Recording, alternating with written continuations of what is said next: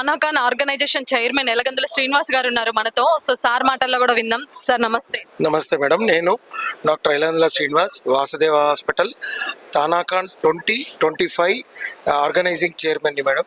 ఈ మొత్తం ప్రోగ్రాము నా చేతుల మీదకి వెళ్ళి ఆర్గనైజ్ చేయడం జరిగింది. చాలా మంది డాక్టర్స్ రావడం జరిగింది సార్ ప్రోగ్రామ్ కి. మీ అన్నింటిని కూడా మంత్రి ఐటీ మినిస్టర్ దుద్దిల శ్రీధర్ బాబు గారికి చెప్పడం జరిగింది. హాస్పిటల్ రిజిస్ట్రేషన్ విషయంలో అయితేనేంటి, దాంట్లో పాటించాల్సినవి ఇంకా కొంచెం లెస్ చేయండి మా కోసం అన్ని కాకుండా అని మీరు అడగడం జరిగింది. సో వాళ్ళు ఎలా మీకు రెస్పాండ్ అయ్యారు ఏంటి సార్? మేడం, మొట్టమొదటిగా మేము ఈ కాన్ఫరెన్స్ 2 నెలల క్రితం అనుకున్నాం మేడం.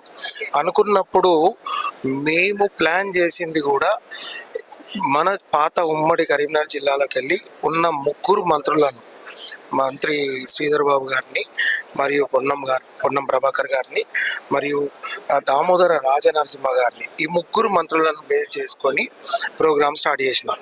తర్వాత ఉమ్మడి కరీంనగర్ జిల్లాలో మేము ఉన్న ప్రతి ఎమ్మెల్యేని కూడా పోయి పిలవడం జరిగింది. తర్వాత ఈ ఉమ్మడి కరీంనగర్ జిల్లా మరియు జోన్ 2లో ఉన్న 4 జిల్లాలకు వెళ్ళి డాక్టర్లు అయిన ప్రతి ఎమ్మెల్యేని కూడా పిలిచినాం. దాంట్లో భాగంగానే పాల్వాయి హరీష్ బాబు గారు మా సమస్యకు మంచిగా స్పందించి మాకు చాలా హెల్ప్ చేయడం జరిగింది.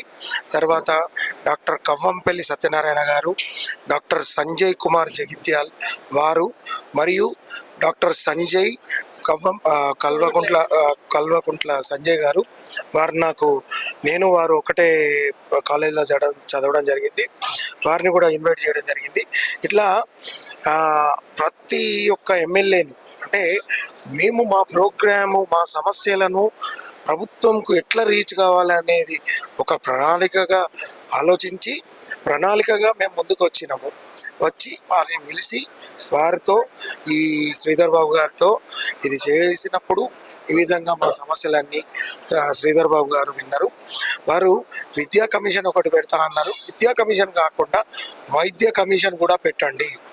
వైద్య కమిషన్ పెట్టి ఈరోజు సమస్యలలో చాలా బీద పరిస్థితుల్లో ఉన్న బీదవారికి వైద్యం అందాలంటే మీడియం మరియు మధ్యస్థమైన చిన్న మరియు మధ్యస్థమైన హాస్పిటల్స్ ఎప్పటికీ బాగుండాలి. అవి బాగుంటే బీదవారికి వైద్యం దొరుకుతుంది. గవర్నమెంట్ హాస్పిటల్స్ తర్వాత 80% వైద్యం అందించేటోళ్ళు చిన్న మరియు మీడియం అయిన హాస్పిటల్స్ మాత్రమే. ఈ చిన్న మీడియం హాస్పిటల్స్ రిజిస్ట్రేషన్స్ పొందాలంటే 33 పర్మిషన్స్ కావాలి. వాటిని మేము తప్పకుండా పాటిస్తాము. మీరు మాకు ఒక ప్రణాళిక ఇవ్వండి, కొత్తగా రూల్స్ పెట్టండి. కానీ సమస్యలు 25-30 సంవత్సరాల్లో ఉన్న హాస్పిటల్ని సడన్గా మార్చాలి అంటే స్ట్రక్చరల్లీ ఇంపాసిబుల్. సో దానికి ఆలోచించి విద్యా కమిషన్ ఎట్లయితే పెడుతున్నారో దానికి వైద్య కమిషన్ కూడా పెట్టాలి. శ్రీధర్ బాబు గారికి ఈ స్టేజ్ మీదకి వెళ్ళి నేను మాట్లాడుతున్నప్పుడు కూడా అదే చెప్పడం జరిగింది. ఓకే,